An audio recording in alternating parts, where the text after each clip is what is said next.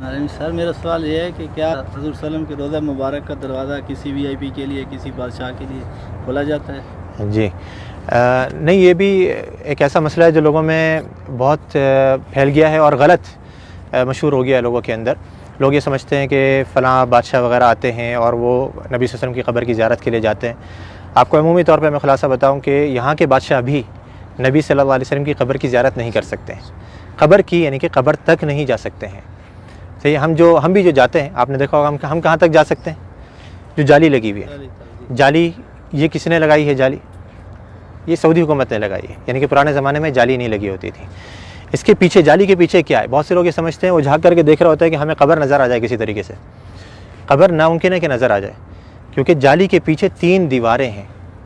ایک تو آپ جانتے ہیں کہ گھر کی دیوار تھی، آپ صلی اللہ علیہ وسلم کہاں پہ مدفون کیے گئے؟ گھر کے اندر مدفون کیے گئے تھے۔ حدیث آتی ہے نبی صلی اللہ علیہ وسلم کی کہ نبیوں کا انتقال جہاں پر ہو جاتا ہے وہیں پر ہی دفن کر دیا جاتا ہے۔ تو صحابہ کرام میں بہت بڑا اختلاف ہوا تھا جب آپ صلی اللہ علیہ وسلم کا انتقال ہوا کہ کہاں پہ دفن کرنا ہے۔ انصار نے کہا کہ انصار کے علاقے میں، مہاجروں نے کہا کہ ہمارے علاقوں میں، ہر کسی نے اچھی سے اچھی تجویز دینے کی کوشش کری اور چاہا کہ ہمارے علاقوں میں ہو۔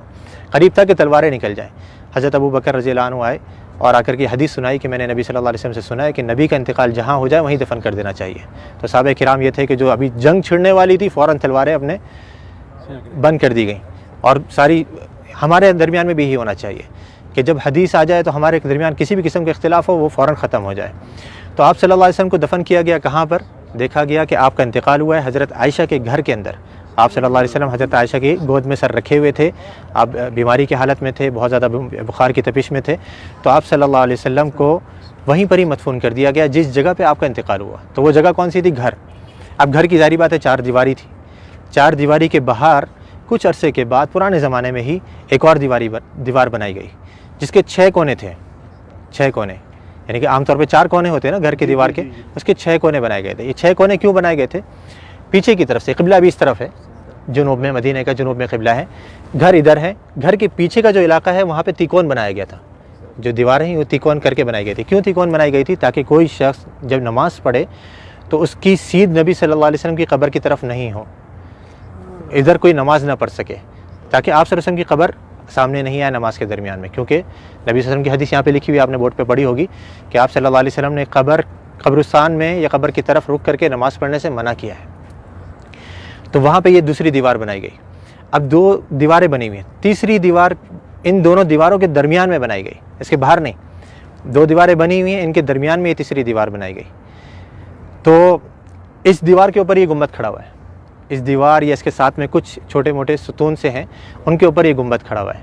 یعنی جس سے میں نے ابھی تھوڑی دیر پہلے ذکر کرا تھا کہ جو اندر گھر کی دیوار ہے وہ تو کچی ہے، اس کے اوپر گنبد نہیں بنایا جا سکتا ہے، تو گھر کے باہر کی دیوار پر یہ گنبد کھڑا کیا گیا۔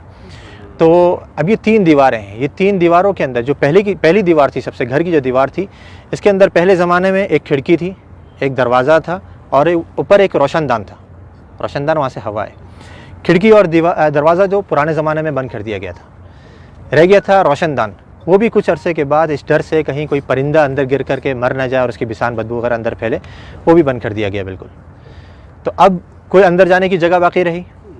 نہ دروازہ ہے، نہ روشن دان ہے، نہ کھڑکی ہے، تو بادشاہ بھی نہیں جا سکتے۔ ہاں اگر کوئی جن کو اللہ نے صلاحیت دی ہو کہ وہ دیوار پار کر کے اندر چلے جائے تو ممکن ہے، لیکن انسان نہیں جا سکتے۔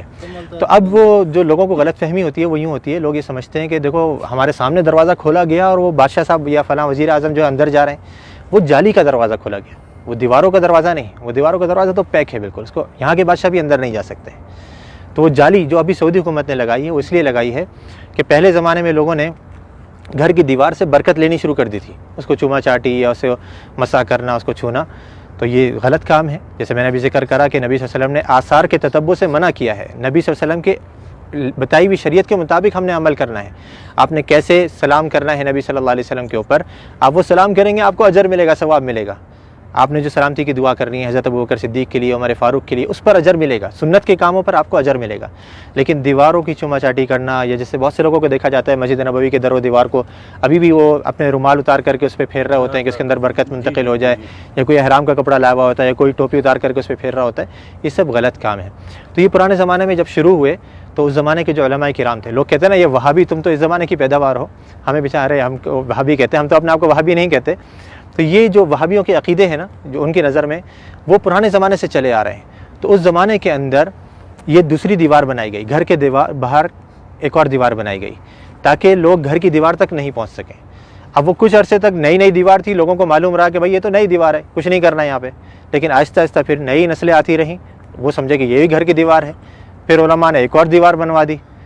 پھر آخر میں سعودی حکومت نے کہا کہ ہو سکتا ہے لوگوں کے ذہنوں میں یہ چیز رہے کہ دیواریں ہم بناتے رہیں گے تو سمجھیں گے گھر کی دیوار ہے، تو ہم جالی لگوا دیتے ہیں۔